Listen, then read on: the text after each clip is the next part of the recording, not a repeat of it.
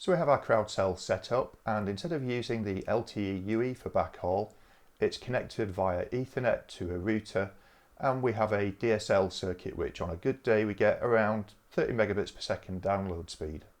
So the Amarisoft software is fairly straightforward to configure. We'll be taking a look at 3 configuration files, the first of which is for the eNode B. We'll just step through some of the key configuration parameters. So near the top we have things like logging options. We can enable a remote API and web interface to remotely manage the eNode B. We get down here to the address of the MME. This will be running alongside the eNode B on the CrowdCell, hence why we're using a loopback address. Similar for the GTP bind address, again that's on loopback. And now we get to the cell list and the broadcasted PLMN identities. We're configuring for a test network, hence why we're using mobile country code 001, mobile network code 01. The ERFCN that we're configuring for is 3250, so this is the radio channel located in band 7 with a downlink of 2.670 gigahertz.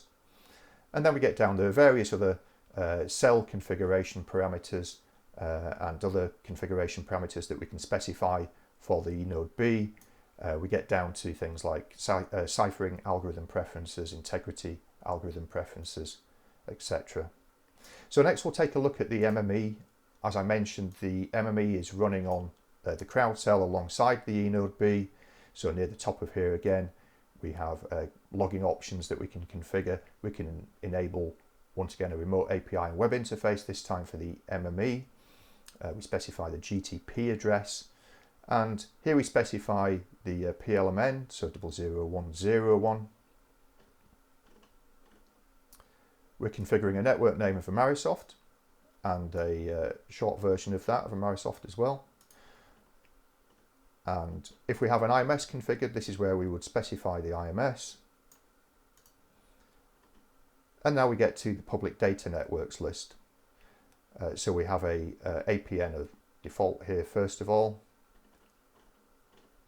And here we have the internet APN, which will be configured on our handset. And so we specify things like the IP range, the first and last IP to allocate to UEs. And we have a number of APNs configured here. And then finally, again, we have ciphering and integrity algorithm preferences. And the third configuration file that we'll take a look at is the Yui Database. And we just have 2 SIMs provisions in here for testing, the first of which up here.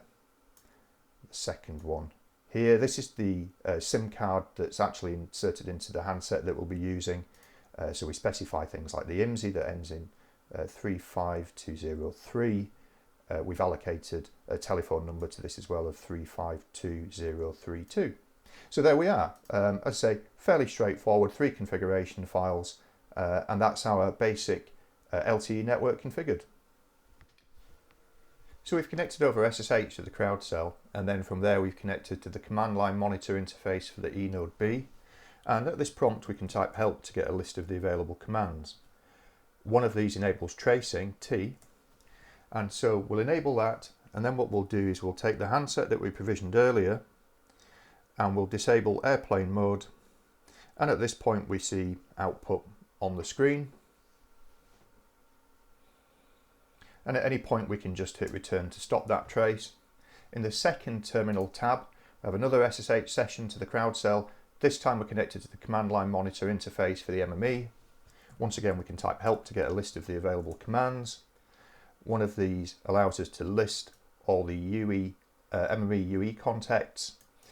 So we type UE, and here we can see the IMSI for the handset that we provisioned, so this ends in 35203, and then over on the right hand side here we can see the IP address that's been allocated to it.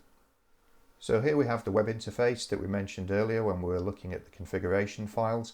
With this we're able to examine the logs and take a look at things such as attach requests, security and radio resource configuration. So this is really invaluable when it comes to debugging our network.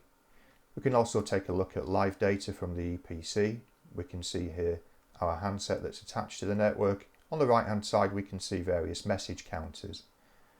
We can also take a look at live metrics for the eNode B, And what we'll do is we'll run a Google speed test in a browser on the attached handset. The left hand side we can see the Yui ID. Over on the right hand side, as it's performing the download speed test, we can see downlink peaking at over 30 megabits per second. Now it's switched to upload speed test, we can see uplink peaking at again over 5-6 megabits per second this time. So there we have it, a fully self-contained LTE network running on the CrowdCell using the Amarisoft LTE stack.